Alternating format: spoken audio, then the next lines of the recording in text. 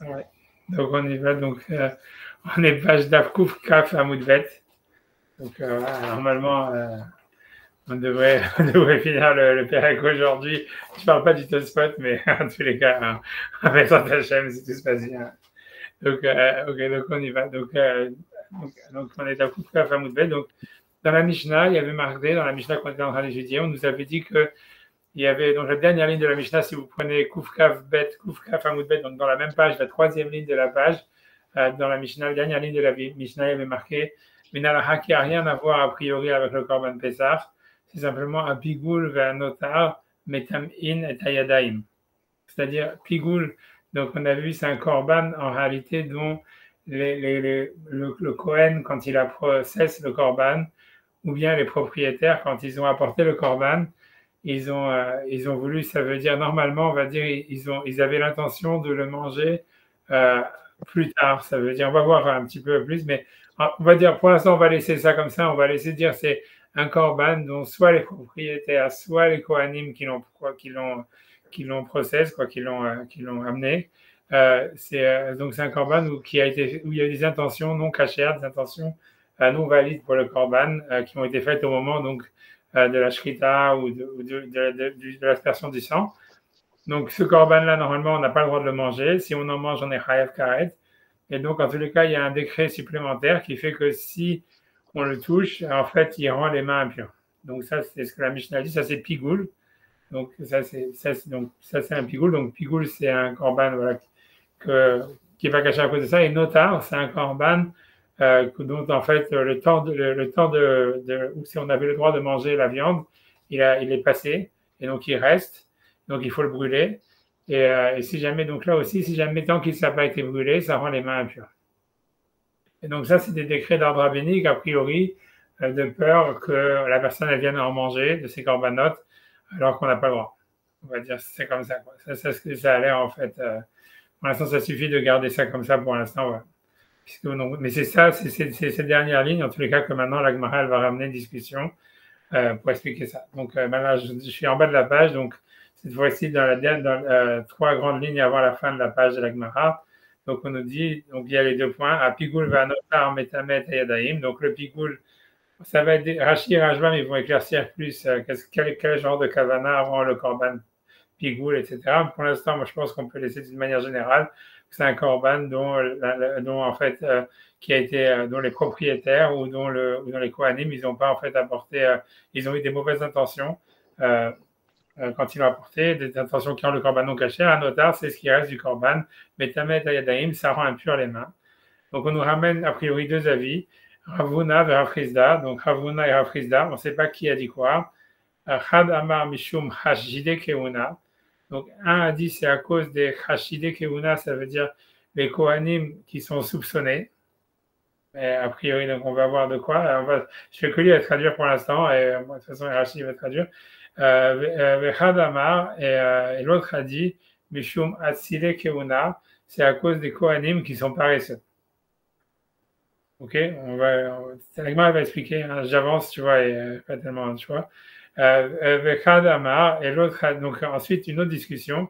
Khadamar Kazaïd, donc il y en a un qui a dit que ce korban-là, qui était donc soit notar dont il restait, ou bien qui était non cachère parce que les intentions n'étaient pas bonnes. Il y en a un qui a dit que ça rend impur à partir du moment où c'est la quantité de Kazaïd, c'est la taille d'une olive, on va dire 30 grammes. Le Hadamar Kabetza, et l'autre il a dit non, ça rend impur que si ça a la taille de Kabetza, donc le double en fait de ce volume. Voilà. Ok, donc Ragma elle interprète, elle va simplement expliquer. Had Tane Abigoul, Had Tane Anotar. Donc sur la première mahloket, ça veut dire sur la première discussion qu'il y avait, est-ce que c'est à cause c'est-à-dire des.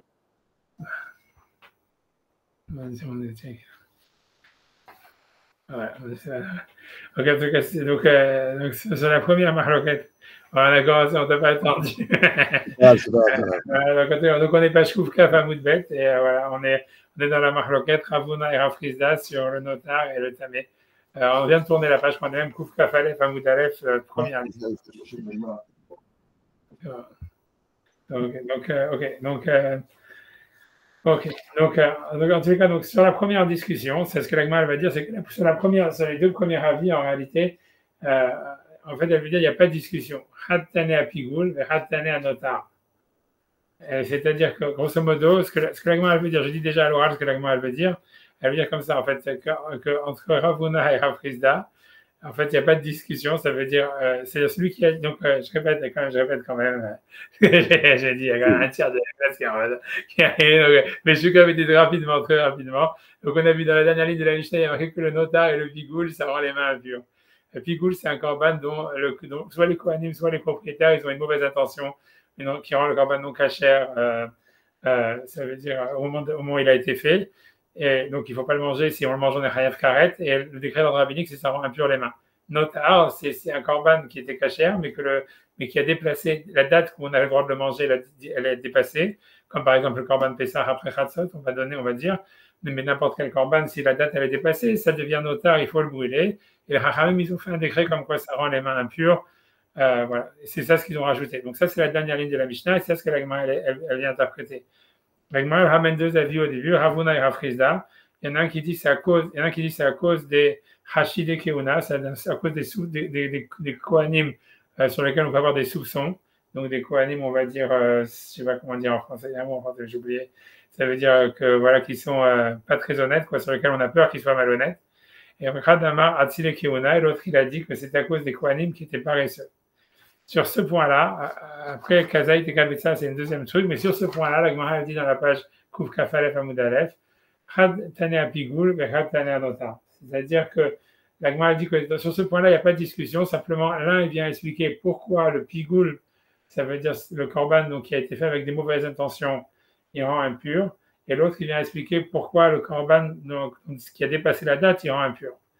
Et donc, l'Agma va expliquer, je finis la phrase Agma, Man est pigoul, ça veut dire celui qui veut expliquer la raison pour laquelle le korban qui a été pigoul, ça veut dire que le Kohen il avait une mauvaise intention ou que les propriétaires auraient une mauvaise intention. Donc, ils vont dire que la raison pour laquelle, en fait, on a fait un décret comme quoi la viande elle est impure, elle rend les mains impures, c'est Mishum Hashude Keuna. C'est à cause des Kohanim, je sais pas, c'est suspicieux, pas suspicieux, je sais pas comment dire. Comment on dit Khashoud? Je ne sais pas comment dire. Comment? Douteux. Douteux, voilà. Suspect. Suspect, voilà. Suspect. À cause des Kohanim suspects. Donc, c'est à cause des Kohanim suspects. Et donc, ça expliquerait la raison pour laquelle on a fait un décret pour dire qu'un korban donc, qui a été processé avec une mauvaise intention, il aura les mains impures. Et Mandetane Anotar, et celui qui a expliqué que c'est à cause, parce que les Kohanim sont paresseux, il vient expliquer le halakha de notar, c'est-à-dire le korban dont on a laissé une partie qui n'a pas été mangée. Et ça, c'était en fait on dit que ça rend les mains impures, pour en fait motiver les Kohanim qui sont paresseux à manger le korban et à ne pas faire de reste. Ok, donc ça veut dire ça. Après, pour Kazaïd, j'ai câblé ça, je vais laisser pour la suite. Mais déjà sur ça, donc je pense que ouais, on peut faire, ça veut dire l'histoire de Hatzile Keuna, a priori, ça se comprend. Ça voudrait dire que l'idée, c'est qu'on veut motiver les Kohanim à manger les korbanot, à ce qu'il n'y ait pas de reste, parce que c'est une mitzvah. Et en fait, la manière de les motiver, c'est de dire que ça rend les mains impures. C'est-à-dire que l'idée, c'est que si jamais en fait tu te retrouves avec un korban impur devant toi, ça pour les Kohanim, c'est un super headache. Ça veut dire que voilà, maintenant j'ai les mains impures, je dois aller au mikvé. Ça veut dire, c'est vrai qu'on va brûler le reste du korban, mais ça veut dire c'est compliqué, ça les oblige, si tu veux, à sortir de l'esplanade pour se laver au moins les mains, peut-être aller au mikvé entièrement, mais si tu veux, et eux, ça les intéresse pas parce qu'ils ont d'autres corbanotes à manger, ils ont d'autres corbanotes à faire, ils ont plein de trucs. Donc en fait, eux, si tu veux, le fait d'avoir dit que ça rend les mains impures, ça les motive à ce qu'il n'y ait pas de reste. Comme ça, tu vois, ça ne les rend pas les mains impures, quoi. Donc ça, on va dire, cette partie-là, elle est simple à comprendre. La première partie du Kohanim suspect, ça c'est plus compliqué. Déjà, il faut comprendre quelle est la kavana qui va rendre le korban non cachère. Alors voilà, donc on va faire Rashi et Rashbam, mais c'est pas très compliqué. Rashi et Rashbam, ils expliquent. Je n'ai pas voulu moi m'embrouiller à dire voilà, donc Rashi, donc si je me souviens, Rashi, je crois qu'il est en haut de la page, il est en haut de la page 121. Ok, donc on fait Rashi d'abord. Donc Rashi dit Chad Tane Apigoul, Chad Tane Anotar. Donc la Gemara a dit que donc c'est celui qui dit que c'est à cause des coins suspects et celui qui dit que c'est à cause des coins paresseux. C'est pas une discussion. L'un vient expliquer la raison de Pigoul, l'autre vient expliquer la raison de Notar. Alors, Rachid explique, Chad mefaresh ta'ama de matnitin. Donc, un vient expliquer la raison de notre Mishnah, Maïta'ama metame pigul et ta'yadaim. Pour quelle raison, donc, ce korban qui a été fait avec des mauvaises intentions, il rend les mains impures. Et Chad mefaresh ta'ama de notar. Et l'autre, il vient expliquer la raison de notar. Donc, Maïta'ama, pourquoi notar, ce qui reste du korban en trop, metame ta'yadaim, ça rend les mains impures. Alors, ok, donc le pigoul, ça rend impur à cause de Chashide Keuna, à cause des coins suspects. Alors, ok, Rashi va expliquer. Donc, Gazou alav Touma, c'est-à-dire donc ils ont décrété l'impureté sur un korban donc qui a été qui a été fait avec des mauvaises intentions. Pourquoi? Shelo yipaglu beratson, pour pas que les Kohanim ils aient une mauvaise intention au moment de la shrita ou au niveau au moment de la ça veut dire de l'extraction du sang, etc. Donc, tout ce qui pourrait rendre le korban non cachère, pour pas qu'il le fasse d'une manière volontaire. Et ça, c'est déjà bizarre. Pourquoi? La Hafsid est Béalim, pour faire perdre les propriétaires. Donc, je sais pas, tu vois, ça veut dire que, c'est le rachid qu'il y a des Kohanim pervers, que tu vois, ça veut dire que ça leur, si tu veux, ça leur fait plaisir de rendre le korban des propriétaires non cachères, mais que ça veut dire avec des kavanas, c'est-à-dire qu'ils sont les seuls à le savoir, puisque c'est la kavana. Ça veut dire ce qui va rendre pigoul, on va dire, c'est si jamais le korban il dit voilà, je fais la kavana, disons, on va dire que c'est un korban, je sais pas, shlamim, il va dire j'ai l'intention explicite de faire la shkitat de ce korban shlamim à condition de manger la viande le troisième jour. Ça rend le korban pigoul. Ils le disent dans sa tête. Personne ne le sait. Comme ça, ok, il a rendu le korban non cachère. Très bien, ok. Il a fait perdre les propriétaires. Je ne sais pas pourquoi exactement, quel intérêt. Peut-être qu'il n'a aucun intérêt, mais c'est un pervers, quoi. Mais attention, si jamais on lui dit, mais ça rend les mains impures, alors là, il ne va pas le faire. Ça, tu vois, ça va le stopper. Je ne sais pas, honnêtement, c'est très bizarre, mais bon, mais en tous les cas, c'est ce que Rachid dit. Et le Rashbam, ça ne va pas être tellement mieux, mais en tous les cas, je ne sais pas, c'est parce que d'un côté, l'idée, c'est si le mec, il est pervers pour faire perdre les propriétaires, déjà, c'est bizarre, pourquoi est-ce que tu veux faire perdre les propriétaires et leur rendre leur korban non cachère? Quel intérêt? Et en plus, moi, je ne comprends surtout pas que, on va lui dire, il faut faire des Tilet Yadayim après. Ah bon, ok, alors je ne vais pas le faire. C'est comme d'habitude, quoi. C'est comme d'habitude. C'est lui qui assassine celui qui veut le dépasser. Et par contre, il dit sortez-moi vite le cadavre avant que ça devienne impur. Ouais, c'est ça, non, c'est raison, c'est exactement ça, c'est exactement ça. T'as raison, c'est exactement ça, c'est ce que ça veut dire. En tout cas, on voit ça. Ça veut dire que ça les aurait prévenus. Ça veut dire, faire perdre des propriétaires sans raison, ça, c'était pas un problème, mais voilà, ils voulaient pas enfreindre le décret des Chachamim d'avoir les mains impures. Ok. Ah, tu as raison. Alors, ok, maintenant, mais quoi, évidemment, donc Rachid essaie de trouver un incentive, ça veut dire de trouver une raison pour laquelle, en fait, le Kohen, il aura un intérêt à rendre le korban non cachère. Alors, il va dire un truc encore plus bizarre. Là, et donc, il dit, alors, il dit, parce qu'il dit, voilà, on va dire, donc, il dit, prenons l'exemple d'un shlamim, d'un korban pacificateur. Alors, dans le korban pacificateur, en fait, le Kohen, il a une toute petite partie, puisque la majorité de l'animal, elle est mangée par le propriétaire. Alors, donc, Rachid explique, la Kohen ben et la Chazé donc, dans le shlamim, le Kohen, en fait, il a que la poitrine et l'épaule droit, je crois. Donc, quel problème? Donc, qu'est-ce qu'il va faire le Kohen? Donc, lui, il va faire la shrita du korban explicitement en tant qu'un korban expiatoire. Et dès les cholon kulam, parce qu'à ce moment-là, c'est le Kohen qui mange tout. Et donc, on a peur qu'il fasse ça. Alors, je ne sais pas s'il fait ça, il est chayav karet, je ne sais pas, tu vois, ça veut dire, je ne sais même pas, tu vois, je sais, ok, on va te dire, ça veut dire, c'est le mec qui est tellement malhonnête, tu vois, mais à cause d'une tchétchétaïm, il va s'arrêter, ok, d'accord. Au Michou marqué, ça veut dire, parce que, je ne sais pas, le propriétaire, il va dire, moi, je ne vais pas apporter un khatat, je vais apporter un shlamim. Je ne sais pas, tu vois, tu vois, ça, il ne veut pas le cacher, tu comprends ce que je veux dire, à moins qu'ils disent que, tu vois, je ne sais pas, tu ne peux pas apporter un khatat comme ça, just out of the blue, tu dois être quelqu'un qui appelle un korban expiatoire, il doit être chayav khatat, il doit transgresser une avera bémézid, abeshogeg sur un kriouv karet.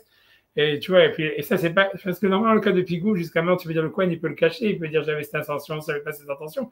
Mais s'il veut prendre tout l'animal pour lui, si le propriétaire, il va bien se rendre compte, lui, il s'attend à recevoir tout l'animal en retour, sauf la poitrine et l'épaule. Et le Kohen, il dit non, j'ai tout pris parce que j'ai fait ça comme un korban expiatoire. Tu vois, parce qu'il dit mais quel korban expiatoire? Je sais pas, tu vois, ça veut dire quoi, ça passe, et maintenant, on va lui dire ah oui, mais comme ça rend les mains impures, alors ok, je vais pas le faire.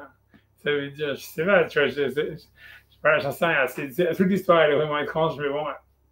En tous les cas, mais bon, ben, regarde en tout cas, c'est ce que Rachid dit. Tu vois, il dit qu'il va faire la Shrita les Shem Khatat.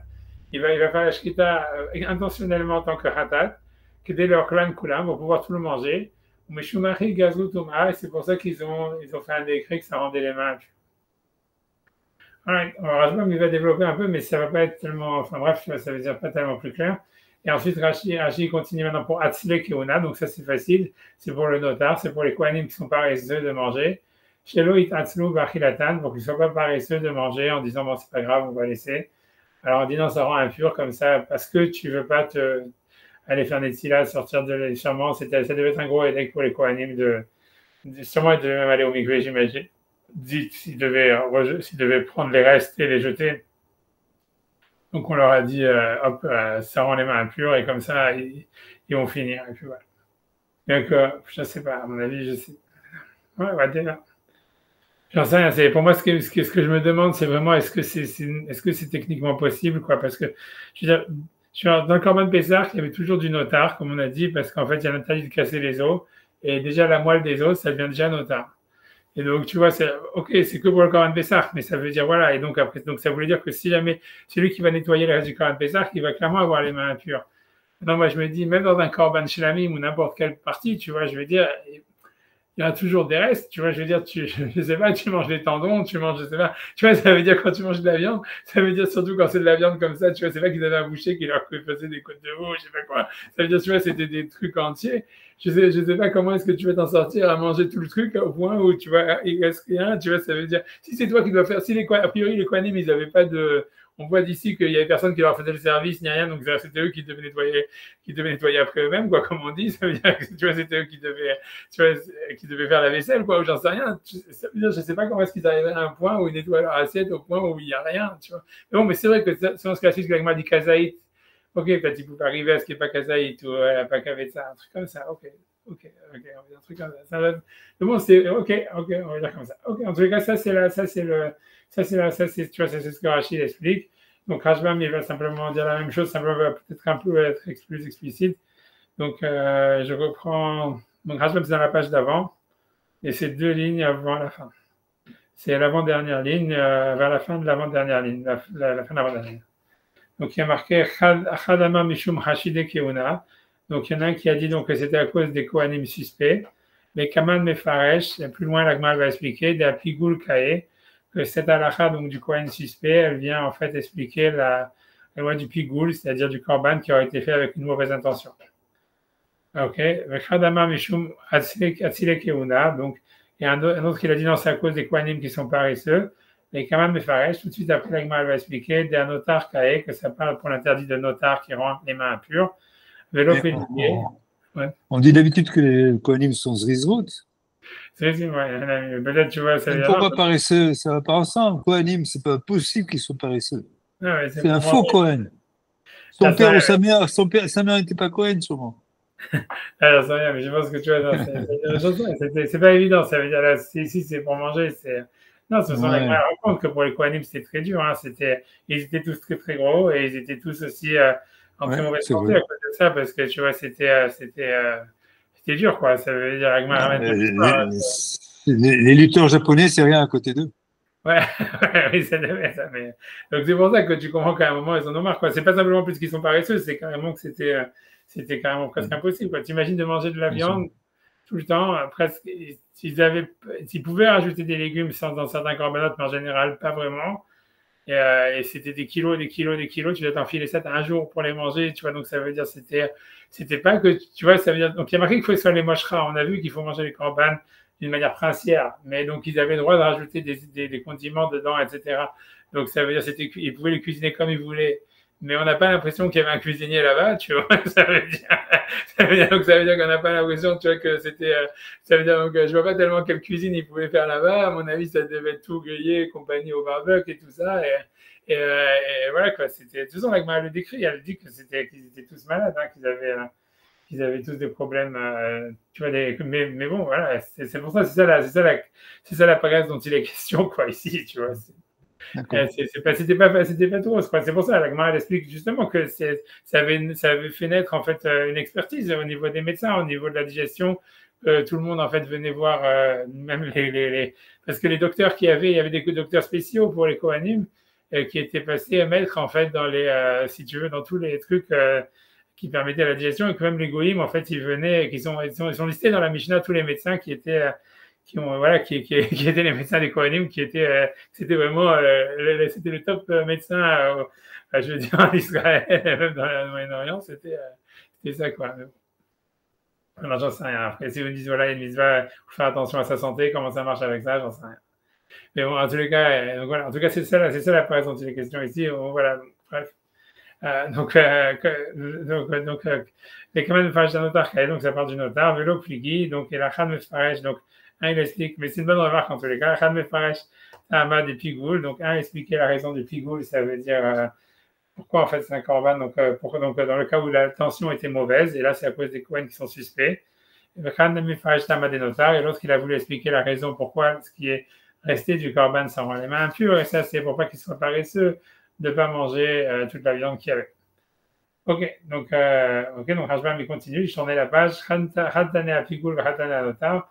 Donc Rashbam il explique, Khan Mefaresh Ta'amad et Matnitin. Donc il explique la raison de la Mishnah, Maïtama Pigoul, Metamet et Yedaim, pourquoi le Pigoul ça rend les mains impures. Khan Mefaresh Ta'amad et Matnitin, et l'autre il va expliquer la Mishnah, Maïtama Notar, Metamet et Yedaim. L'autre il va expliquer pourquoi est-ce que le Notar, ce qui reste du Korban, ça rend les mains impures. Alors ici, Rashbam, il va nous apprendre un peu plus de la route en ce qui concerne les lois du Pigoul. Donc, quand il va expliquer Mishum Hashide Keuna, donc à cause des Kohen suspects. Donc, Gazrou Chachamim Touma, donc les Chachamim ont fait un décret. Donc, cette viande, elle rend les mains impures. Shelo Yifaglu Beratson. Et ce qui est très bizarre, tu vois, c'est que pour ne pas qu'ils aient une mauvaise intention volontairement, la Sidet Alim, pour faire perdre les propriétaires, je fais que les traduire, et ils disent oui, mais on n'a pas fait attention. Ok, c'est-à-dire qu'ils aient quelque chose à perdre, grosso modo. C'est ça, ça serait peut-être ça l'idée. Ça veut dire s'ils n'ont rien à perdre, si jamais ils grattent le korban avec une mauvaise intention, donc ils vont faire des gaffes, ils n'en ont rien à faire. Moi, j'aurais dit comme ça. C'est pas que Mézid, c'est des pervers et tout ça qui veulent que les Kohanim, que les propriétaires, ils aient un korban qui soit pas bon, mais j'aurais dit, ils n'ont rien à perdre, donc ils s'en foutent, tu vois, de toute façon, ils sont débordés. Tu vois, ils vont faire des gaffes à droite à gauche, quoi, puisqu'ils ont rien à perdre. C'est ça, ils ont aucun incentive, tu vois, on va dire, ils sont bénévoles, ils ont aucun incentive, ça veut dire ils ont rien à perdre s'ils font des gaffes, donc ils vont faire des gaffes à droite à gauche. Moi, c'est comme ça que j'expliquerai. On va dire comme ça. Alors que maintenant, on dit, voilà, ça vous rend les mains impures, donc vous avez quelque chose à perdre, vous allez devoir sortir pour faire des Yadaïm si vous faites une gaffe et tout. Donc, au moins, ils ont une raison de faire attention et de ne pas faire des gaffes. Voilà, j'aurais dit ça. C'est sûrement ça ce que Rashi. Moi, j'aurais dit semaine, j'aurais fait rentrer ça dans Rashbam et dans Rashi, quoi. Parce que, voilà. Mais donc, mais Yom Shugin, en disant, on n'a pas fait attention, on n'a pas fait attention. Ok, donc maintenant, Rashbam, il va expliquer, il va ramener Rashi. Il dit, Rabbeinu Piresh Ota Macher. Et donc, Rashbam, Rashi, il avait expliqué notre raison. Les fiches et Shlamim Hem, parce qu'on peut parler du cas. C'est pas que cette halakha est que dans les Shlamim, mais ça veut dire, on peut parler d'un Korban Shlamim. Ben le Kohen Ben et la Chazeveshok, et donc dans le Shlamim, le Kohen il a qu'une partie qui est l'épaule et la poitrine. Veishchatem bemezil beshem Hatat, et lui il va faire la shrita d'une manière volontaire en tant que Hatat, kedele ochlan kulam, pour pouvoir tout manger. Ok, donc dit Velo Neira, il dit c'est pas clair. Je dis déjà c'est pas clair parce que voilà, les propriétaires n'ont pas laissé passer ça. Mais lui il dit pas ça, il dit simplement de en pigoul, ça veut dire voilà, maintenant on t'apprend c'est quoi les lois de pigoul. C'est donc Pigoul, c'est un korban, donc on va voir que l'intention était mauvaise, et surtout il a la particularité que si on en mange, on est chayav karet. Donc c'est un très grave. Den Pigoul est la beshochet almenat leochlo echol mimenu chutz lizmano. Ça veut dire que ce qui est en fait appelé Pigoul, c'est quand quelqu'un il fait la shkita, ou il asperge le sang, ou il brûle les graisses, à condition de manger le korban à l'extérieur du temps qui lui a été imparti. Ça veut dire si c'est un korban khatat, c'est une journée et une nuit, et il dit je fais la shrita du korban khatat pour le manger dans 2 jours. Ou bien un korban shlamim, il fait la shrita du korban shlamim pour dire pour le manger dans 2 jours. Et je pense que dans la Gaïa, ils vont dire aussi que chutzlim komo, c'est aussi appelé seconde. Ou l'actir les mahar, ou bien de brûler les graisses le lendemain. Ok, en tout cas, tout ça, c'est ça ce qui s'appelle pigoul, mais ce qui veut dire que si jamais par contre quelqu'un le Kohen, il change l'orientation du korban. C'est-à-dire que c'est comme le cas de Rashi. que c'est un shochet shlamim, que c'est un korban pacificateur, et il dit je le fais les shem khatat, il dit en kan pigoul. Ça veut dire le korban n'est pas considéré comme pigoul, et si quelqu'un il en mange, il ne serait pas chayav karet. Simplement, c'est vrai, il dit, et là, chez Loalou, les Baalim, les Shem Krova, sauf que les propriétaires, ils ne sont pas acquittés de leur mitzvah d'apporter le shlamim ou d'apporter un hatat, mais ça veut dire, en fait, donc c'est tout, c'est-à-dire que le korban, ça veut dire que dans les lois de Kochim, il y a beaucoup de cas où le korban, il n'est pas considéré comme ayant acquitté le propriétaire de son devoir, mais c'est pas pour ça que le korban, il devient pigoul, c'est-à-dire que si on en mange, on est chayav karet, ou qu'on ne peut pas continuer à process le korban comme un korban normal, simplement, sauf que les propriétaires, ils doivent en amener un deuxième, tu vois, c'est ça, c'est un degré comme ça dans les korbanot, c'est-à-dire que dans les korbanot, on dit que ça veut dire toute chose qui rend qui normalement, tu vois, ça veut dire que le korban, pas toute chose, mais ça veut dire, ouais, c'est même compliqué, ça veut dire, ça veut dire, en tous les cas, il y a certaines halachot, où en fait, si jamais comme par exemple ici, un shlamim qui aurait été fait les shem khatat, ça veut dire un korban shlamim qui a été processé par les kohanim en tant que khatat, ça veut dire donc le propriétaire, il n'est pas quitte de khatat, il n'est pas quitte de shlamim, mais si jamais en fait, soit le propriétaire ou le kohen, ils voulaient manger l'animal, ils peuvent le manger. Ils ne sont pas hayav karet, mais simplement le propriétaire doit en amener un autre. Tu vois, ça veut dire en amener un autre parce qu'il n'a pas été quitte de son vœu, quoi. S'il avait fait le vœu d'amener un shlamim, mais il n'est pas quitté de son vœu de shlamim. Voilà, et donc quand est-ce que ça devient pigoul et que c'est chayav karet? C'est uniquement si jamais quelqu'un, le kohen ou les propriétaires, ils amènent l'animal ou ils font la shrita de l'animal, etc., à condition de manger l'animal après le temps qui lui est imparti. On dit 2 jours ou 3 jours, suivant le korban, ou bien à l'extérieur de l'endroit où est-ce qu'il peut être mangé. Si par exemple quelqu'un il amène un korban khatat et le Kohen il dit j'ai l'intention de manger le korban khatat à l'extérieur du temple dans Jérusalem, ça rend le korban aussi pigoul, ou quelque chose comme ça. Et ça veut dire, je pense que c'est chayav khatat, c'est aussi chayav karet, je pense, je suis presque sûr. Ça ressemble beaucoup à notar. Si c'est une question de temps, ça ressemble à un notar. Oui, ça ressemble à un notar. Mais notar, c'est que, parce que le cas de notar, c'est rien. Notar, c'est, si quelqu'un il mange du notar, ouais. Notar, ça veut dire notar, c'est le cas où le korban il a été caché. Par exemple, le cas de notar qu'on a vu, c'est le korban le plus simple, korban Pessah. Tu vois, le korban il marchait très bien. Le Kohanim, ils ont fait le shem korban Pessah. Tout ça, le sang est aspergé shem korban Pessah. Tu vois, le korban il est caché. Les propriétaires ils mangent le korban et tout ça. Il y a des restes. Il faut les brûler. Donc, tu n'as pas le droit de les manger. Si tu manges les restes, chayav karet. Mais le korban, il est afroma et tout il est bon. Par contre, tu vois, c'est si jamais, pigoul, c'est si jamais, tu vois, par exemple, il y a un korban Pessah, et il y a un type, il fait le Kohen ou le propriétaire, il dit, où il pense au moment de la shrita, j'amène ce korban Pessah parce que je vais en manger demain. Tu vois, demain matin, ou demain après-midi. Et donc, à ce moment-là, ça rend le korban complètement non cachère. Et même en manger en son temps, c'est chayav karet. C'est-à-dire, si quelqu'un il mange de ce korban Pessah pendant la nuit du Seder, il est chayav karet. Donc, il faut le brûler sur place, quoi. C'est ça le truc. Et il faut, donc, si tu vois, c'est à pigoul, c'est quand c'est une intention dans la kavana, dans l'intention du Kohen ou des propriétaires au moment de la shrita ou de l'aspersion du sang ou même, en fait, on brûle certaines graisses. Mais cette intention, elle rend le korban non cachère dès ce moment-là. Même si eux, en fait, tu pourrais dire, voilà, ils ont dit ils pensaient qu'on pouvait manger un korban khatat pendant 2 jours, on peut le manger que pendant 1 jour. Ok, c'est pas grave, on n'a qu'à le manger maintenant, tu vois. Non, c'est comme ils ont une intention qui était mauvaise au moment de la shrita, ça rend le korban, tu vois, c'est-à-dire non cachère depuis ce moment-là. Il faut tout de suite le brûler. Si on en mange, on est chayav karet. C'est ça le cas de pigoul. Mais en tous les cas, ce qui veut dire Rashbam, c'est que si jamais le Kohen, il a pas changé, c'est pas qu'il a changé le temps du korban ou l'endroit du korban, mais il a changé dans sa tête la destination du korban en disant, voilà, c'était un korban pacificateur. Il a dit, j'en fais un korban, un korban ratat, un korban expiatoire. Ça ne rendra pas le korban pigoul, dans le sens où le korban n'est pas cachère. Ça veut dire le type, il n'est pas quitté du ratat, du shlamim, du pacificateur, ni du l'expiatoire s'il devait en apporter un aussi. Le korban, si tu veux, ne rend pas quitte les propriétaires de la mitzvah, mais en fait, si quelqu'un il en mange, en fait, il n'est pas chayav karet. Donc, si le Kohen, en fait, il a dit que c'était un hatat, alors oui, en effet, le Kohen, il pourrait manger tout et il a le droit de le manger, quoi. Mais bon, encore une fois, c'est sûr qu'il doit payer l'argent au propriétaire, etc. Tu vois ce que je veux dire, c'est sûr. C'est pour ça que pour moi, c'est toute l'histoire de Rachid, elle est bizarre, quoi. C'est pas, parce que les Haram, ils ont voulu pénaliser un type qui va avoir une mauvaise intention au moment de la Shrita. Je comprends, parce qu'en fait, si tu veux, il n'y a personne qui le sait à part lui, tu vois.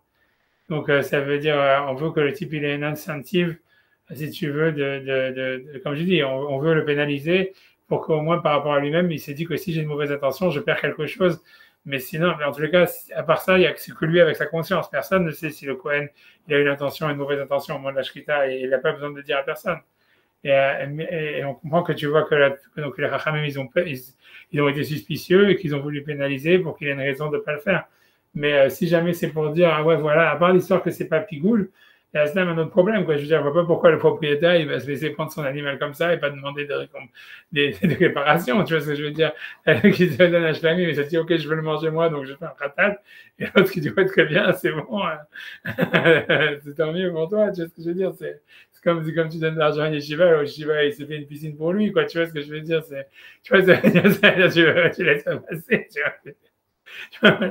C'est ça, moi, c'est surtout ça, mais bon, en fait, maintenant, on sait aussi que c'est pas Pigoul, quoi, c'est ce qu'il veut dire. OK.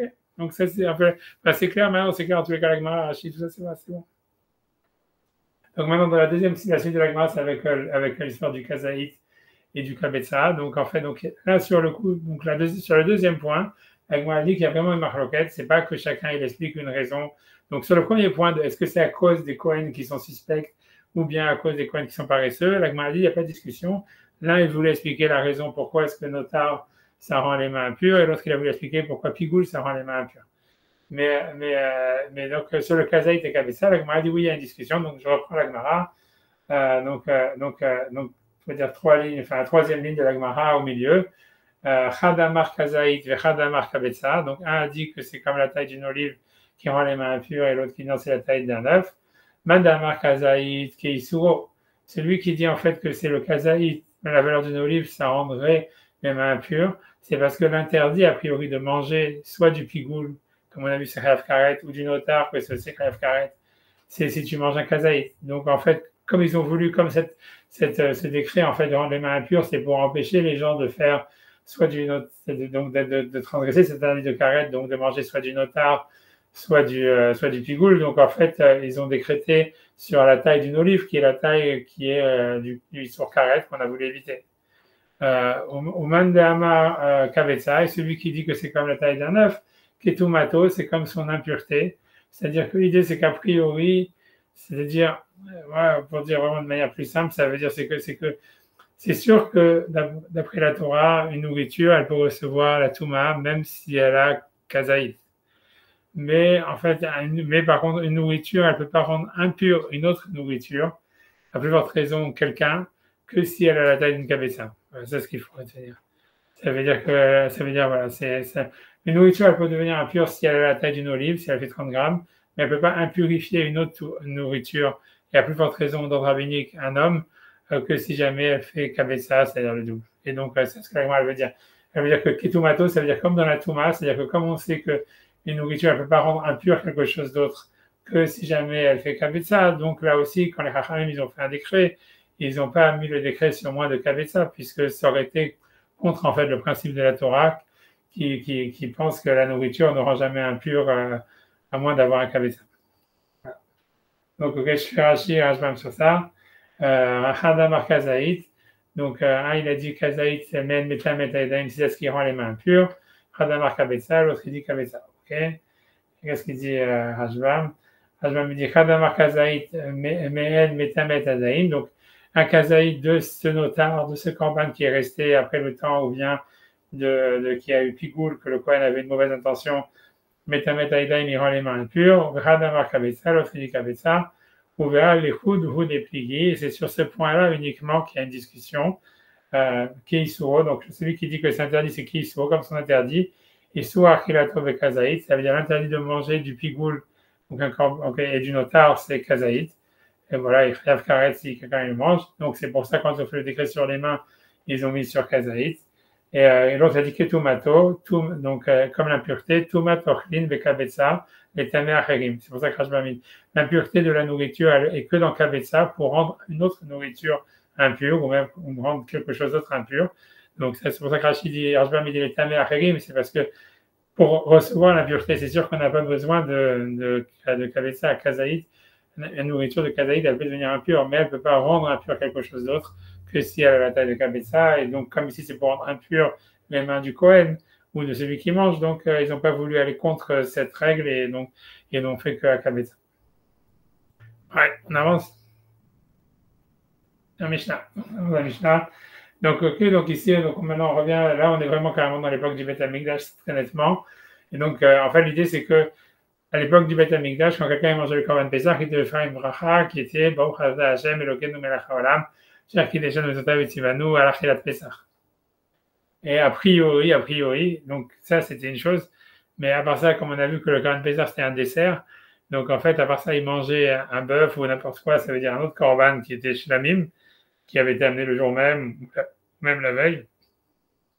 Et sur ce korban-là, quand on mangeait n'importe quel korban shlamim, n'importe quel korban qu'on mangeait, quoi, on devait faire la bracha, Baruch Atah Hashem Elokeinu melech haolam, Asher kideshanu mitzvotav v'tzivanu ala achilat zevach, sur le korban, sur la mission de manger un zevach ou shlamim. Je ne sais pas, a priori de la Mishnah, on a l'impression que la bracha était générique et c'était simplement ala achilat zevach. Et donc maintenant, ici, on nous parle de savoir au niveau des brachot, si un, il a fait une bracha sur l'un, est-ce que ça exempte l'autre ou pas. Donc ici, on a l'avis de Rabbi Ishmael qui donnait d'abord. On dit Birkat HaPesach. Donc si jamais quelqu'un il a fait la bracha de Asher kideshanu mitzvotav v'tzivanu ala achilat HaPesach, Patach Eshel Zevach. Ça veut dire, alors, je ne sais pas exactement, ok, a priori ça veut dire qu'il avait mangé du Korban Pesach. Comme on a dit, même si le Pesach a été mangé en dessert, donc a priori on ne mangeait rien après, mais ça voudrait dire pas toujours, ça veut dire sûrement que quelqu'un qui avait un grand Korban Pesach, il pouvait faire comme nous, manger aussi en entrée, je ne sais pas, parce que tu vois, c'est sûr qu'il doit manger rien après, mais a priori, ça veut dire, voilà, qu'on fait comme nous on mange la matière avant, on mange la matière après, et justement, lui, il en a plus que les, voilà, il y a assez, quoi, on va dire, il y a assez pour regarder pour le dessert, il y en a assez pour manger avant, donc il y en a qui mangeait du Korban Pesach au début, et voilà, et à la fin, voilà, parce que sinon, ça n'a pas de sens. Donc, en tout cas, au cas où il a mangé du Korban Pesach, il a fait la bracha de manger le Korban Pesach, en fait, et qu'après ça, il a de la viande, une autre viande qui arrive, et qui vient d'un shlamim, d'un Korban pacificateur, alors il n'a pas besoin de faire la bracha sur le Korban pacificateur. Oui, donc, Patach Eshel Zevach, il ne fait pas de bracha de Asher kideshanu mitzvotav ala achilat zevach. A priori, parce que tu vois, on va voir pourquoi, on ne va pas faire trop théoriser. Birkat Eshel Zevach, par contre, si jamais, donc, quand il a, ce qu'on va dire le cas normal du Korban Pesach, c'est que la nuit du Seder, la personne elle a un korban shlamim, donc un pacificateur, on va dire du bœuf ou quoi que ce soit, et il mange, donc il fait la bracha, Asher kideshanu mitzvotav v'tzivanu ala achilat zevach. Lo patach eshel Pesach, il doit quand même refaire une deuxième bracha quand il va manger le korban Pesach en dessert. Donc, dit Rabbi Ishmael, ce sont les paroles de Rabbi Ishmael. Rabbi Akiva Omer, Rabbi Akiva il dit Lozu poter etzu, velozu poter etzu, ça veut dire au moins Rabbi Akiva c'est clair, il dit ça veut dire l'un ne rend pas exemple de l'autre. C'est-à-dire que si jamais quelqu'un il a mangé en entrée du Korban Pesach et qu'après on lui amène du bœuf, il doit quand même faire à chaque événement à la achilat zevach, et vice versa. Si jamais il mange le Korban Pesach en dessert, il doit faire aussi la bracha de à la achilat Pesach, même s'il a déjà mangé le zevach, il a fait bracha sur le zevach. Ok, donc a priori on ne sait pas exactement, tu vois, quelle est la discussion. Alright, donc la Gemara, elle va, ok, je vais faire la Gemara sur ça, après on va faire Rashbam et tout ça. Ça veut dire que la Gemara, elle va simplement dire, et ça c'est lié avec une autre sugia que je ne vais pas faire pour l'instant, je pense que je vais laisser ça pour, ça veut dire pour le Tosfot après. En tous les cas, c'est de toute façon parce que je n'ai pas préparé assez. Mais en tous les cas, donc ça veut dire que en tous les cas, donc, voilà, je lis la Gemara, après j'explique, je ne suis pas dans la position. Chetim Selomar, si tu vas me dire, ce qu'on pourrait dire, on pourrait trouver à dire, le dire Rabbi Ishmael, selon Rabbi Ishmael, Zrika Bichlal Shficha, ça veut dire le fait d'asperger, c'est inclus dans le fait de verser. Velo Shficha Bichlal Zrika, mais le fait de verser n'est pas inclus dans le fait d'asperger. Les divers Rabbi Akiva, selon Rabbi Akiva, Lo Shficha Bichlal Zrika, le fait de verser n'est pas inclus dans le fait d'asperger.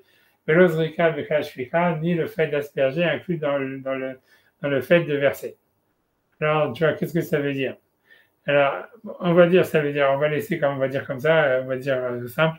Ça veut dire, le korban, ça veut dire, vous êtes dans la Mishnah de Ezeo Mekoman, dans la Mishnah, on te dit que, en tout cas, le korban Pesach, le korban Shlamim, en fait, ils ont une seule matana. Tu vois, c'est-à-dire sur la dernière Mishnah, il y a marqué comment, il y a marqué Abechor v'maser Pesach, Kalashim Kalim, Shetan Mechol Makom Azara, Venaman Taoud matana. Il faut simplement faire une aspersion, enfin un don. C'est pour ça que l'auteur de la Mishnah il est resté générique sur le langage qu'il a utilisé. Il ne dit pas une zrika ou quoi que ce soit, il dit matana. Ça veut dire un don du sang, matana hat, ou le vat sheiten keneged hayesod, à condition que ce don il soit donné sur la partie du mesver où il y a le yesod, où il y a la rigole qui était sur les trois côtés à peu près. Ça veut dire avec un angle où il n'y avait pas la rigole. Donc s'il peut donner donc une matana hat sur le mesver, à partir du moment où c'est sur un de ces trois murs et demi où il y a la rigole. Et ça, c'est tout ce qu'il y a à faire pour le sang de ces corbanotes, donc qui sont Abechor, Maaser, Pesach, etc. Et a priori, alors, parce que ici, a priori, on nous parle du korban Pesach, oui, mais et l'autre korban, c'est quoi? C'est un shlamim. Donc, il faut encore rajouter que, à part ça, on sait, et ça prend des psukim, que bien que dans la Mishnah, on nous dit que les shlamim, normalement, c'est shte matanot shen arba, c'est-à-dire qu'en fait, il faut donner deux aspersions sur les deux angles du Mizbeach, là aussi où il y a la rigole. C'est ce qu'on appelle Machete Matanot Shen Arba, parce qu'en fait, ça veut dire que ces deux aspersions, mais comme elles sont sur l'angle, elles vont sur les quatre murs. Voilà, donc c'est ça. Donc, OK, mais l'idée, c'est qu'on sait aussi que dans les Shlamim, si jamais quelqu'un, il a donné, si on apprend des psukim, il a fait qu'une seule matana, Bedi Avad, il est quitte. Voilà. Voilà, c'est ce qu'il faut savoir. Maintenant, donc, OK, alors maintenant, l'histoire, elle est comme ça. C'est-à-dire que il y a des psukim, tout ça, Rajbam, il va ramener, etc. C'est que, a priori, c'est pas l'avis de tout le monde, mais de l'Agma, on a l'impression que l'Agma, elle pense que tout le monde pense comme ça, a priori. Du langage, si on traduit les mots de l'Agmara, c'est que le Korban Pessah, il serait quand même différent du Bechor et du Maaser. C'est-à-dire que l'idée, c'est que, puisque, en fait, le Bechor et le Maaser, le sang, il est aspergé sur l'autel. Ça veut dire que le Kohen, en fait, il a les pieds par terre et il prend un ustensile et il jette le sang sur un des murs de l'autel. Et même pour les shlamim, c'est la même chose. Si jamais Bedi Avad, si c'est ce qu'il fait, ça marche. Maintenant, par contre, que le Korban Pesach, on apprendrait d'un pasouk comme quoi il faut que le sang, il est versé. Shficha. Pas azrika, mais shficha. Il est versé, c'est-à-dire, voilà, donc le Kohen, il devrait donc s'approcher du Mizbeach. Et même Rashba et Rashi, ils vont dire qu'il se met sur la rigole elle-même et qu'il verse le sang sur le mur du Mizbeach sans le jeter. Tu vois. Et donc, l'idée, ça serait de savoir, après ça, donc, voilà, donc a priori, le sens de la Gemara ici, c'est comme ça, c'est qu'on va, il y a une Gemara là-bas dans Zvachim, etc., qui dit que Rabbi Ishmael, il pense que si Bedi Avad, ça veut dire quelqu'un, en fait, donc il aurait inversé, c'est-à-dire que si jamais, par exemple, quelqu'un, il a pris le Korban Pessah, et au lieu de verser le sang, il l'a, en fait, aspergé, alors il ne serait pas quitte du Korban Pessah. Par contre, si jamais quelqu'un dans un Korban Shlamim, ou Bechor, ou Maaser, en fait, au lieu d'asperger le sang, il aurait versé, il serait quitte. Donc, la Gemara, et ça, c'est une Gemara, tu vois, c'est une Gemara mystère qu'on va devoir faire à cause de ta spot. C'est dans Zvachim, je ne sais plus quoi, de Sadik Zayin, je crois, un truc comme ça. Mais en tout cas, on le verra, je pense qu'on va devoir le faire, mais j'espère pas aujourd'hui parce que je ne serais pas capable. En tout cas, mais ça veut dire, c'est pour ça que j'ai dû faire traîner, moi, je devais arriver jusqu'à 2 secondes. Non, mais ça, on peut finir la Gemara et faire H20, mais tout ça, il y a de quoi. Mais en tout cas, mais ça veut dire, c'est-à-dire donc, en tout cas, donc, ça veut dire qu'a priori, ce que la Gemara veut dire, c'est ça, elle veut dire, donc Rabbi Ishmael, c'est comme si la Gemara, elle intuitionne, comme on dit, comme on sait que Rabbi Ishmael, lui, il pense cette halakha-là, c'est-à-dire il pense que si jamais dans un korban Pessah, quelqu'un a jeté le sang au lieu de le verser, il n'est pas quitte. Par contre, dans les autres korbanot, si quelqu'un, en fait, il a versé le sang au lieu de l'asperger, il est quitte. C'est pour ça qu'au niveau des brachot, il pense la même chose. Et il pense que si jamais donc quelqu'un il a fait la bracha sur le korban Pessah, il a acquitté de la bracha qu'il aurait dû faire sur le korban shlamim. Parce qu'en fait, l'idée, c'est que même si jamais il avait versé le sang comme on le fait dans le Korban Pessah, il aurait été quitte de la mitzvah d'asperger. Donc, ça montre que c'est inclus. C'est comme si le shlamim, il était inclus dans le Korban Pessah. Et donc, si quelqu'un fait la bracha sur le Korban Pessah, il est quitte aussi de la bracha qu'il a versée sur le shlamim. Par contre, Rabbi Akiva, lui, comme il penserait, ici, selon la Gemara, que, en fait, dans les deux cas, l'inversion ne fonctionne pas. C'est-à-dire que si jamais, dans un Korban Pessah, le Kohen, il a aspergé au lieu de verser, ça ne marche pas. Mais si dans un shlamim aussi, si le Kohen, au lieu d'asperger et la verser, ça ne marche pas. C'est pour ça que lui pense qu'aucune des deux brachot n'exemple l'autre. Je ne sais pas si c'est clair, j'espère que c'est clair. Voilà, c'est bon? J'espère que c'est clair. Ok, donc je fais Rashbam déjà sur ça peut-être. On peut même faire Rashbam déjà sur ça. Rashbam il dit, donc ok, on fait Rashbam sur Rashi et Rashbam. Donc Rashi d'abord sur la Mishnah. Donc Rashi sur la Mishnah. Birkat à Pessah. Donc Rashi dit donc la bénédiction sur le Korban Pessah. Alachilat Psachim. Donc c'est une bracha qu'on faisait Baruchat Hashem Elokeinu melech haolam chacun des semaines ou Alachilat Psachim ou Alachilat Pessah. Je ne sais pas pourquoi Rashi au pluriel. Al Shel Zevach. Donc si jamais donc il a fait cette bracha là en mangeant, ça veut dire aussi, j'imagine, donc il ne dit pas comme moi, il ne dit pas qu'il avait mangé du Korban Pessah c'est-à-dire en hors d'œuvre. Il dit non, il s'est trompé carrément, où il a fait la bracha du Korban Pessah sur le Zevach. C'est-à-dire c'était sur du bœuf, mais bon, il a dit ok, tout est inclus dans le Korban Pessah, donc il a fait Baruchat Hashem, en mangeant le Korban pacificateur qui allait avec. Au début, quoi, à Zévar, donc Rashi dit qu'il a fait carrément la bracha sur le Zévar sans manger du Korban Pessah du tout. Donc à Zévar, Chagigat Arba Asar, c'est-à-dire sur le Korban Shlamim qui était apporté donc le 14. On va marquer à l'Achilat Shlamim, donc Rashi dit qu'on ne fait pas la bracha à l'Achilat Zévar, mais à l'Achilat Shlamim. Mais au lieu de faire la bracha de l'Achilat Shlamim, il a fait à l'Achilat Pessah. Donc Rabbi Shmuel lui dit qu'il est quitte. C'est bon? Et Rabbi Akiva dit non, qu'il n'est pas quitte. Donc Rashi continue à expliquer la Mishnah, donc il explique. Shiré Adam, je ne sais pas pourquoi il dit Shiré Adam. À mon avis, c'est pas le reste du sang, je ne sais pas, c'est le sang. Hein. Je sais pas, moi, j'arrive pas. Ouais, Dam, mais j'ai Dam Azevar, pardon, Dam Azevar, c'est Dam Azevar, c'est le sang du Korban, Bizrika Merachok. En général, il est envoyé de loin. Il est envoyé aspergé de loin. De l'eau noflim shiarim à la yesod de l'eau, et c'est indifférent pour nous si jamais les restes du sang ils tombent sur la rigole ou pas.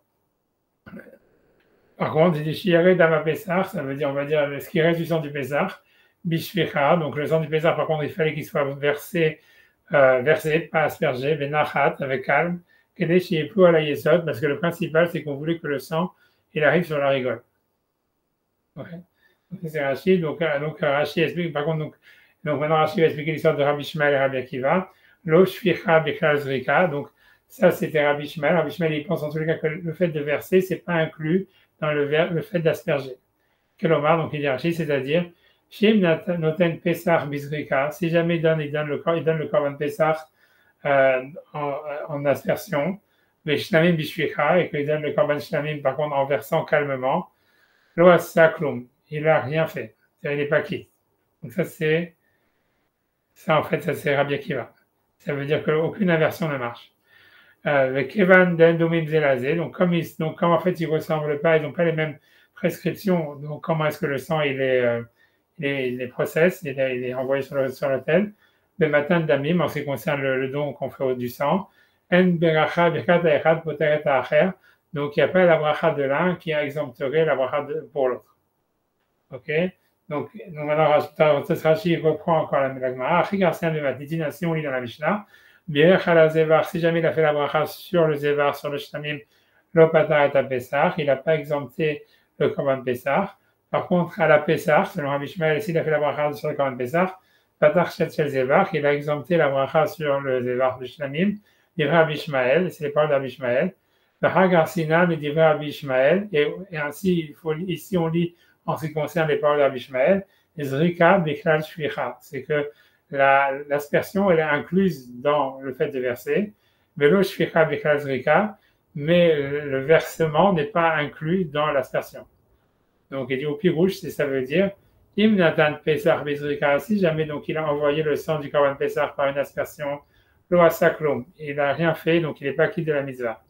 Aval Im Natan Shlamim Bishvicha, mais si jamais, par contre, il a fait l'inverse dans le Korban Shlamim, au lieu d'envoyer le sang, d'asperger le sang, il a versé calmement, mais Shvicha Yatsa, il est quitte. Donc c'est pour ça, les Fichach Birkat Pesach, c'est pour ça que la bracha du Korban Pesach, Poter et Shel Shlamim, elle exempte celle du Shlamim, chez Shlamim Biklal Pesach, parce qu'en fait, les Shlamim, ils sont inclus en fait dans le Korban Pesach le matin d'Amim, dans la manière de donner le sang, puisque bien que normalement il faut asperger, mais s'il a versé le sang de Shlamim, il est quand même quitte, donc c'est inclus dans le Korban Pessah. Mais chez le Shlamim, par contre, si jamais il a fait la bracha sur le Shlamim, il n'a pas le Pessah, ça ne va pas exempter la bracha qu'on doit faire sur le Korban Pessah, les fiches en Pessah le matin d'Amo, puisque si jamais quelqu'un il a donné le sang du Pessah en l'aspergeant comme un Shlamim, donc la manière de donner le sang du Korban Pessah, il n'est pas inclus Bechal Shlamim, il ne marchera pas comme un Shlamim, et donc c'est pour ça qu'il sera pas quitte à la mitzvah. Donc c'est pour ça qu'il faudrait faire une bracha spécifique pour le Korban Pessah, et on n'est pas quitte par la bracha qu'on fait avec la bracha du Shlamim, puisque si on processe le sang d'un Korban Pessah comme on fait celui d'un Shlamim en l'aspergeant, on n'est pas quitte. Donc ça c'est l'avis de Rabbi Shmuel. Maintenant, j'ai fait Rashba maintenant sur la Gemara, sur la Mishnah aussi. Donc on y va. Birkat HaPessah, Birkat HaZevar, le Farash Betosefta. Donc Rashba, il explique tout. Voilà, on explique dans la Tosefta. Et ce Birkat HaPessah, c'est la bracha qu'on fait sur le Korban Pessah. Baruch Ata Hashem, Elokeinu melech haolam, Asher kideshan b'mizotav etzivanu le'echol Pessah. Donc il nous a demandé de manger le Pessah, pas au pluriel comme Rachid l'avait marqué, ce qui a l'air plus normal. Ezo et Birkat HaZevar, qui est la bracha du Zevar. Baruch Ata Hashem, Elokeinu melech haolam, Asher kideshan b'mizotav etzivanu le'echol HaZevar, donc de manger le Zevar, pas Shlamim, comme il a dit Rachid. Là pour le coup, Rachid ne pourrait pas être plus normal, parce que Zevar c'est vraiment super générique quoi. Zevar, ça veut dire, je ne sais même pas comment traduire Zevar. Zevar, c'est comme la Shrita, ça veut dire je ne sais pas, parce que un Zevar, c'est pas un terme qui est même, on va dire, restreint au Korban, un Korban. Tu vois, ça veut dire, tu peux appeler ça, tu vois, parce que la Zvicha, c'est faire une Shrita, tu vois. C'est même si quelqu'un, tu vois, tu peux dire, voilà, un isovéar, tu vois, je sais pas, la zvika, c'est pas un terme qui est réservé à un korban, la plus forte raison que ça ne détermine pas de quel korban on parle.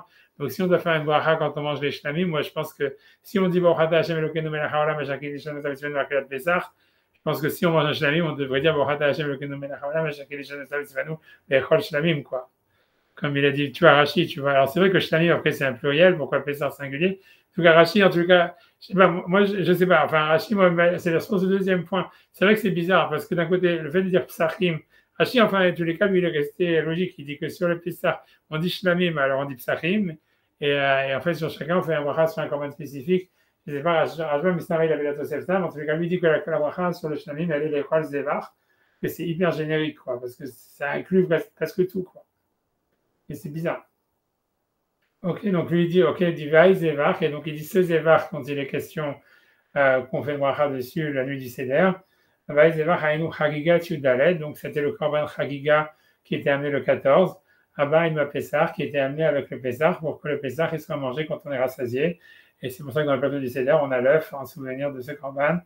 Inamin et Darimundavot, ou bien c'était simplement des vœux qui avaient été amenés encore le jour d'avant. J'ai écrit Vereva Pessah qu'il avait amené la veille de Pessah, il les mangeait la nuit du Pessah. Ok, donc bref. Pelukta, whatever, je ne vais pas rentrer dans l'histoire, la cachérisation du Hametz des campagnes. Ça veut dire que ça veut dire ça, moi, je ne sais pas. Ce que je veux dire, c'est que parce que, en fait, c'est vrai, techniquement, si tu veux, je n'ai pas mis la raison, ça veut dire, on va dire, imaginons, tu vois, le 13, on va dire, la veille de Pessah, et on peut amener un korban shlamim, qui est mangé pendant 2 jours et 1 nuit. Est-ce que ça marche même? Ouais, ouais. Donc on est même pas, hein. Ça veut dire ouais, ok, on va dire la veille de Pessah. Ouais, la veille de Pessah. Je dis Nedarim ou Davot que j'ai écrit boum. Ok, rêve Pessah. Ça veut dire qu'ils ont 2 secondes. Ce que lui dit 2 secondes, c'est un Gérard, qu'est-ce qu'il dit? Nedarim ou Davot, j'ai écrit rêve Pessah. Ok, non, si c'est la veille de Pessah, c'est bon. Ça voudrait dire, en fait, voilà, que le Beth Amikdash, il avait. Je sais pas. Non, je me suis pas jamais posé la question, mais en fait, je me demande, est-ce qu'on cachérisait le Beth Amikdash, quoi, pour Pessah, quoi, ou pas? Parce que tu vois, parce que le Korban Toda, par exemple, tu vois, il y avait du Hametz dedans. Ça veut dire, donc, en fait, je me demande, tu vois, tu vois, ça veut dire, donc, il y avait très peu de Hametz qui circulait pendant l'année dans le Beth Amikdash. Tout était de la matzah, sauf le Korban Toda. Maintenant, voilà, ok, moi au début je me suis dit, ouais, peut-être qu'il parle d'un Korban Toda, mais je pense, voilà, je pense qu'on n'amenait pas de Korban Toda à la veille de Pessah, ça je pense comme ça. C'est pour ça qu'on dit pas Mizmor le Toda à la veille de Pessah. Si tu regardes le Petach Eliyahu, il y a marqué Oyadom Mizmor le Toda. Et je ne sais pas quoi, il y en a qui disent, il y en a qui disent pas. Ok, mais ça, ok, si c'est la veille de Pessah, on va dire ok, ils ont dit cacher que c'est la veille de cacher que c'est le Betamikdash. Ok, donc ça veut dire. On le dit dans le Hallel. Ouais, on le dit dans le Hallel, les Raïzaz et l'Artoda ou Shemash. Ouais, tu vois, ouais. Ok, mais c'est-à-dire ça, tu mets le Mizmor le Toda, c'est un korban qui était spécial pour le Toda, quoi. Donc, ouais, enfin, pardon, c'est bon, il n'y a pas de question. Je pensais que lui parlait d'un commande qui avait été amené la veille encore. Parce que je me dis, s'il amène un shlamim, en fait, il peut le manger pendant 2 jours, mais il ne peut pas le manger pendant le seder, quoi. Ça, c'est déjà 2 jours et demi. Bon, bref. Ouais, donc, j'avance dans tous les cas où donc des davot qui ont été amenés la veille, et donc c'est sur ça qu'il va la bracha de chaque édition de Missimanoir qui la zéva. Donc, après, il nous dit ensuite, donc, il dit, donc, Pilouta de Rabbi Shmuel vers Rabbi Akiva. Donc, la marloquette entre Rabbi Shmuel et Rabbi Akiva, en ce qui concerne, si jamais quelqu'un, donc, il a fait l'aspersion du sang au lieu de le verser la nuit du Seder, pour le Korban Pessah et vice-versa, c'est une marloquette qui est ailleurs, voilà, qu'on va devoir faire. Mais Faish dans la Gemara, c'est expliqué la raison dans la Gemara, pas ici, mais dans Zvachim. Regarde Sinan, ainsi il faut lire, Bir Halazevach, Lobadagat Pessah. Donc, selon Rabbi Shmuel, si jamais il a fait la bracha sur le Zévar, sur le Shlamim, l'Opatat à Pesach, il n'a pas exempté la bracha sur le Korban Pesach, mais il a Pesach, mais s'il a fait la bracha sur le Korban Pesach, Patachet à Zévar, donc il a exempté la bracha sur les Shlamim, dit Rabbi Shmuel, sur les paroles de Rabbi Shmuel. Ok, donc Rashbam ensuite continue. Les Shetim, Regar Sinan, les Shetim Zelomar, il dit Rabbi Shmuel, Zrika, Biklal Shvicha, Velo Shvicha, Biklal Zrika, donc selon Rabbi Shmuel, le fait d'asperger, c'est inclus dans le fait de verser, mais pas verser dans le fait d'asperger. Mais je regarde l'heure, je vais essayer quand même de finir. C'est dommage, on ne pourra pas finir. Donc, je vais quand même essayer de finir les trucs. À la fin de la Souga, on va voir. Déjà, j'essaie de finir les Rajbam déjà sur ça. Alors, Maseket Zvachim, Bek Bet Shammai, Zvachim Bet Shammai, Shamina Le Rabbi Shmuel, Damar, les Pesach Rabbi Shvicha. Donc, on sait qu'on apprend que Rabbi Shmuel, c'est lui qui pense que le Korban Pesach, il doit être versé. Ça, tout le monde est d'accord, mais ce qu'il rajoute, c'est Vélo Bisrika, et qu'on n'est pas quitte si jamais on a aspergé dans le Korban Pesach, il faut verser uniquement dans la rigole, enfin, pour que ça tombe dans la rigole. Les Tania, Rabbi Shmuel Omer, parce que Rabbi Shmuel dit, Midor Shenema, Ar Bechor Shor, parce qu'il y a un passage qui dit simplement le Bechor Shor, etc. Et après, il y a marqué, Vedam Sheva, Ishafer, et le sang de tes corbanotes, il sera versé, Ishafer sera versé. Mamad, nous, les Bechor, chez Taoun Matan Damim. Donc, on apprend de là que le Bechor, on a besoin d'apporter son sang et Imurim la Misbeach, et aussi d'apporter certains membres des graisses sur la Misbeach. Maaser ou Pesach Minaïn. Et d'où est-ce qu'on apprend que aussi le Maaser, donc, qui était mangé à Jérusalem par les propriétaires, et le Korban Pesach aussi, il faut asperger le sang et amener des graisses. Tamoud Lomar sur l'autel, Minaïn, Tamoud Lomar. Verset nous apprend, Vedam Zevachecha Ishafer. Que le sang de tes sacrifices sera versé. Dilou l'ishar korbanot l'autre sarich, parce que dans tous les autres korbanot, on n'a pas besoin de nous dire qu'il fallait apporter le sang. Delikulu ktiv zrika, parce que dans tous, il y a marqué une aspersion. Et donc, quand le verset nous dit là-bas, et tu verseras le sang de tes korbanot, ça parle du korban Pesach, qui doit être ishafer, qui est versé et pas aspergé. Et maintenant qu'on sait que Rabbi Shmuel a dit que le Korban Pesach, il doit être, donc le sang du Korban Pesach, il doit simplement verser. Et on voit que dans notre Mishnah, d'abord, Birkat à Pesach, en ce qui concerne la bracha du Korban Pesach, ou Niftar, Birkat à Zevar, ça veut dire il est exempté par la bracha, ça veut dire Birkat à Pesach, ou Niftar, Birkat à Zevar, c'est-à-dire que en faisant la bracha sur le Korban Pesach, il a quitté du Korban qu'il aurait dû faire, la bracha qu'il aurait dû faire en mangeant le Korban Shlamim. Le non-Niftar, Michel Pesach, Birkat à Zevar, mais qu'inversement, ça ne marche pas, et que s'il a fait la bracha du Korban Shlamim, il n'est pas exempté de la bracha du Korban Pesach. Amour Me'ata, je dis à partir de maintenant, Anitanim Bizrika, donc c'est que si les korbanot que normalement on doit asperger, comme les autres korbanot Shlamim, chez Etanu Bishvicha, qu'ils ont été mis, au lieu d'asperger, il a versé comme Kepesar, comme un korban Pesach, Yatsa, il a été quitte de son korban, Etania Bedia Baïk Bet Shammai, comme c'est écrit explicitement dans Bet Shammai, d'où est-ce qu'on sait que si jamais un korban il aurait dû simplement asperger, au lieu de ça il a versé le sang, il est quand même quitte. Le sang et le verset dit le sang de tes sacrifices sera versé. A priori, c'est-à-dire comme c'est marqué au pluriel, Donc ça veut dire c'est pas uniquement le Corban Pessah, c'est n'importe quel Corban. Bedi Avad, si jamais on a versé au lieu d'asperger, on est quitte. Aval Anitanim Bishvecham. De toute façon, tout ça, on va le faire la semaine prochaine dans la Gemara, dans Zachim, parce que Tasvat, tu ramènes tout.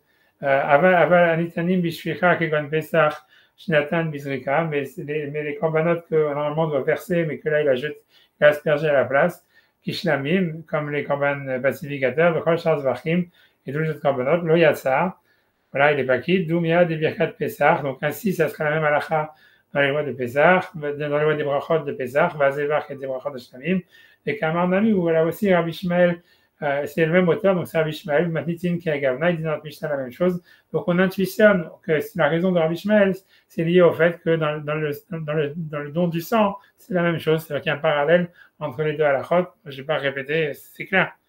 C'est genre, on dit Rabbi Akiva, donc c'est selon Rabbi Akiva, que dans le Nami Matnitin, comme on voit Rabbi Akiva, la birkat à Pesach va Zévar, que dans la bracha du Korban Pesach et du Zévar, du Shlamim Shenzu Poterezo, que l'un n'exemple pas de l'autre.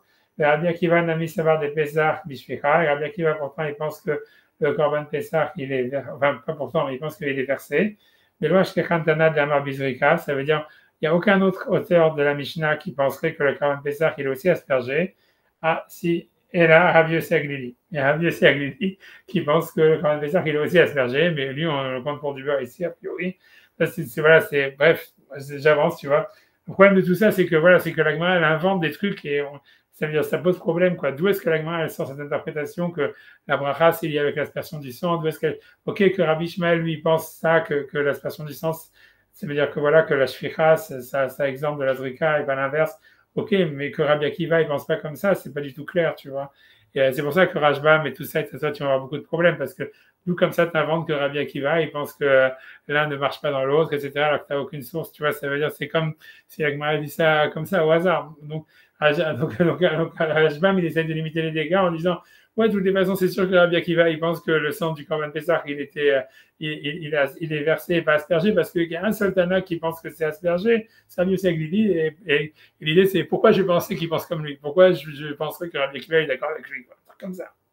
Tu vois, et tout ça, on fera plus, tout ça, ça va plus s'éclaircir dans le Tosfot, quoi. D'Amam Bezeka, il a Rabbi Yossi Aglili, mais pas Ektamid Ishtra, donc lui, Rabbi Yossi Aglili, lui pense que même le Korban Pesach, le sang, il est aspergé. Nafkali, mais Damam Tizok la Misbeach, puisque le verset il dit aussi là-bas, et leur sang tu aspergeras sur l'autel. Les Bechor et Damolo Nehemar, là-bas c'est au sujet du premier, du Bechor, que donc le sang il est aspergé. Là-bas il va marquer son sang, mais il va marquer leur sang. Et donc ça veut dire que même le Korban Pesach il est aussi aspergé. L'Imed à la Bechor, Maaser ou Pesach, et Théonim Zrika, et ça nous apprend que ce soit le Bechor, le Maaser, le Pesach, le sang il est aspergé. Baïzrika des Pesach Matana Achad, ok, donc là, Rashbam il dit que l'aspersion du sang du Korban Pesach, que ce soit s'il est versé ou aspergé, c'est une seule Matana, ça veut dire un seul jet. Et là où Kenegad Yesod, Achati, un seul jet, Kenegad Yesod, il faut que ce soit dans un endroit où il y a le Yesod, où il y a la rigole, mais Achok, c'est selon Rabbi aussi, donc c'est de loin. Velo Kezrikas Shar Korbanot, Shem Shte Matanat Shenarba. Et pas comme, en fait, l'aspersion du sang des autres corbanotes, c'est-à-dire des shlamim, etc., des holotes, que c'est deux qui font le fait de jeter le sang sur deux qui font quatre, comme on dit, sur les deux angles où il y a le yesod. Seconde. J'ai perdu. Et tout ça, on l'apprend dans les versets dans les traités de Zvachim, dans les Omekoman, Médictive, Saviv, Baola, parce que là où est-ce qu'il faut deux qui font quatre, à chaque fois il marque le mot Saviv et il va jeter le sang sur l'autel Saviv. Et donc Saviv, ça veut dire sur les deux angles qui font quatre. Donc, Saviv, Baola, Saviv, Bechatat. Donc c'est marqué cette même expression de Vezara, Kaldamon, l'univers Saviv, autour. C'est écrit dans l'Aola, dans l'Holocauste, Bechatat, dans l'expiatoire. Saviv B'Hacham, la même chose dans l'Hacham. Les Shalosh Ketuvim, et pourquoi on n'applique pas ça aux autres Korbanot? Parce que ça fait trois exceptions. Shalosh Ketuvim, Aben Kiachad, El Melamdim. Parce que s'il y a trois versets qui spécifient une halacha, on ne l'applique pas au reste. Et donc c'est pour ça que le Bechor, le Maaser et le Pessah, ils font qu'un seul jet. Vezrika Merachok, donc le fait d'asperger c'est de loin. Veshte Matanot Shenarba, et c'est donc c'est deux qui font quatre. Donc là il revient sur l'Aola, etc. Au Pessah Matanachad, alors que le Pessah c'est un seul aspersion. Merachok, de loin, que les péchites, comme j'ai expliqué. Shficha Mikarov, par contre, le fait de verser, c'est quand on est proche. On met dans la Yesod, donc Rashbam il rajoute que Rashbam il dit comme Rashi que le Kohen il devait même se mettre sur la rigole elle-même, mais chauffer Sham, et donc il verse là-bas, ça veut dire il verse sur le mur de telle manière à ce que ça coule dans la rigole. Et Koulou Korbanot Ktivzrika, en tous les Korbanot en fait il y a marqué aspersion, et Bad Bechatat, sauf ce qui concerne le Khatat, ou aussi chez Matanota Vezba, où le Kohen, donc là, il aspergeait pas le sang avec un ustensile, je sais pas pourquoi Rashbam rajoute ça, mais il donnait, ça veut dire, il mettait, ça veut dire, il aspergeait le sang avec son doigt sur les angles du misbéach, ça c'est le khatat, tu vois. Chez Matnotem Bezba, à la cranote, sur chacun des 4 angles, parce que là, il montait sur le truc, là, sur la rampe, et il le faisait au-dessus du Yesod, quoi. Donc c'était un autre endroit complètement. Il faisait le tour sur la rampe et il faisait sur les 4 Yesod. Et ça, c'était avec le doigt. Donc ça, c'est que le khatat. Les Khatat chez Bezba, la cranote, on donnait donc le korban, on donnait le sang sur les angles, qui est créé comme les versets ils sont marqués. Si on peut finir la série, c'est pas très loin, c'est facile, c'est vraiment facile, c'est en 2 secondes. Voilà, donc Rabbi Simla, il fait les Pidyon à Ben. Donc Rabbi Simla, il est arrivé dans un Pidyon à Ben. Au Miné, ils lui ont demandé cette question. Pshita, donc c'est évident. Al Pidyon à Ben, donc dans le Pidyon à Ben, à chaque Ilishan, ou Mitzvotav et Tzivano, Al Pidyon à Ben. Donc celui qui va faire la bracha de chaque Ilishan, ou Tzivano, Al Pidyon à Ben, Avi à Ben Mevarer. C'est le père qui fait la bracha, a priori parce que c'est lui qui a la mitzvah. Ok. Par contre, la bracha de Shechianu. Bon, Shechianu Vekiemanu Vekiemanu Zmanazé, qui fait la bracha? Kohen Mevarer. Est-ce que c'est le Kohen qui doit faire la bracha? Ou Avi à Ben Mevarer? Ou bien est-ce que c'est le père qui doit faire la bracha? Kohen Mevarer des Kamatel Anaha Leyade. Le Kohen, c'est lui qui devrait faire la bracha parce que c'est lui qui reçoit l'argent. Donc, en fait, c'est pour lui la simra, tu vois, ça veut dire. Ou bien, c'est le père qui fait la bracha de Kavid Mitzvah, parce qu'il fait une mitzvah. Alors, il ne savait pas c'était quoi la réponse. Adashaïn Midrasha, il est parti au Betamidrash, à Moulé, ils lui ont répondu, Abi Aben Mevarer, c'est le père qui fait la bracha. Shtaïm, ça veut dire les 2 brachot, de la Jacques Ideshan Notavitzivanu, voilà, et Shekhianu. Belkedai, Abi Aben Mevarer Shtaïm, c'est le père qui fait les 2 brachot. Donc, voilà, de Jacques Tivano, Al-Pidyon Ben et aussi sur Shechianu. Alors, on a voilà, au moins on a fini avec ma. Je pense qu'on va faire tout ça la semaine prochaine, mais je pense qu'on a du travail avec le Tosfot, j'espère avoir. Voilà. Ok, ou même sur cette histoire du Pidyon Ben, tu vois, tu peux dire, c'est pas évident que la mitzvah elle est sur le père, parce que tu vois, par exemple, si jamais quelqu'un il n'a pas de père, il a une mitzvah de se racheter lui-même. Tu vois, si jamais quelqu'un il a son père, c'est un goy, par exemple, en fait, tu vois, on attend que l'enfant il ait la bar mitzvah, il fait son Pidyon Ben lui-même. Et tu vois, donc c'est pas clair en fait que la mitzvah de Pidyon Ben elle est sur le père. C'est bon. On va dire, tu vois, on va laisser comme ça et on verra la chaîne si j'ai le temps. Voilà, ouais, merci beaucoup pour tout et voilà, bonne soirée. Bonne soirée. Bye bye. Salut Israël.